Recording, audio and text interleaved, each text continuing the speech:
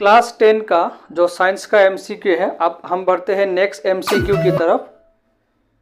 आंखों के अंदर जो रोशनी घुसता है, जो लाइट घुसता है, प्रवेश करता है, उसको जो है संतुलन कौन करता है? यहाँ पर 4 ऑप्शन दिए गए हैं।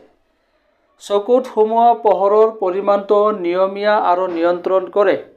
The amount of light entering the eye regulates and controls by. ইয়াত 4টা অপশ্যনৰ ভিতৰত কোনটো অপশ্যন কাৰেক্ট হ'ব? আমি সকলোৱে জানো, যিসকলে পঢ়িছে ভালকৈ তেওঁলোকে পাৰিব, বা যিসকলে পঢ়া নাই এতিয়া শিকি যাব। সেইটো হৈছে মণি, পিউপিল, হিন্দীত কোৱা হয় মণি।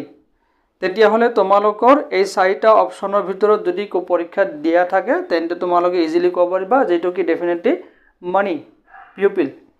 কিন্তু ইয়াত এটা কনফিউজ কৰিবলগীয়া বস্তু ইয়াত আছে যে सेम ऑप्शन दिया है। यहाँ पर क्या दिया गया है? सेम ऑप्शन, मतलब दोनों मिलता जुलता ऑप्शन है, पूरा सेम नहीं है। एक्वस ह्यूमर और विट्रियस ह्यूमर।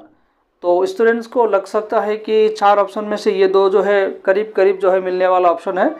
तो तुम लोग जो है जल्दबाजी में आकर इन दोनों में से किसी एक को नहीं चुनना है, क्योंकि इसका सही ऑप्शन है मनी।